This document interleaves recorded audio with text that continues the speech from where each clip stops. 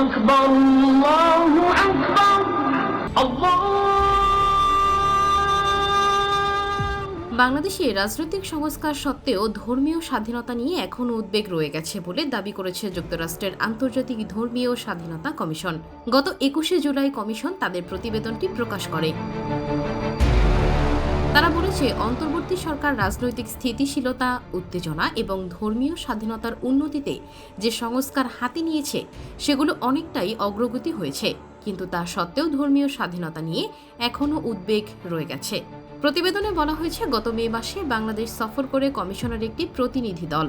ওই সময় তারা জানান, যদিও প্রধান উপদেষ্টা মোহাম্মদ ইউনূস ধর্মীয় স্বাধীনতার প্রতিশ্রুতি দিয়েছেন, তবুও অনেকেই নিরাপত্তা ও ধর্ম পালনের স্বাধীনতা নিয়ে শঙ্কা প্রকাশ করেছেন।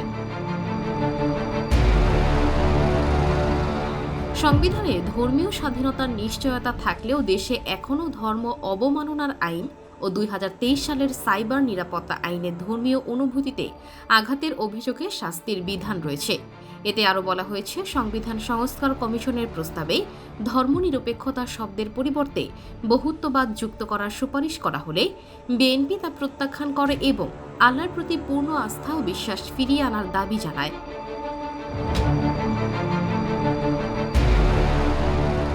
সংখ্যালঘু সম্প্রদায়গুলো অভিযোগ করেছে, তাদের এই সংস্কার প্রক্রিয়ায় অংশগ্রহণ করতে দেওয়া হয়নি।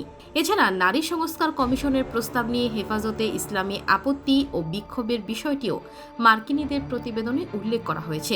এতে বলা হয়েছে, 433টি সুপারিশকে হেফাজতে ইসলাম বিরোধী বলে প্রতিবাদ জানিয়েছে এবং মে মাসে ঢাকায় বিশাল সমাবেশ করে কমিশন বাতিলের দাবি তোলে।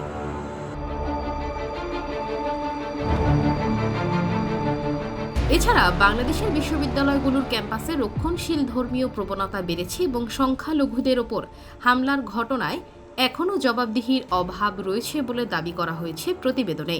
হিন্দু, আদিবাসী, আহমাদিয়া ও সুফি মুসলিমরা বৈষম্যের শিকার হচ্ছেন বলেও এতে দাবি করা হয়েছে।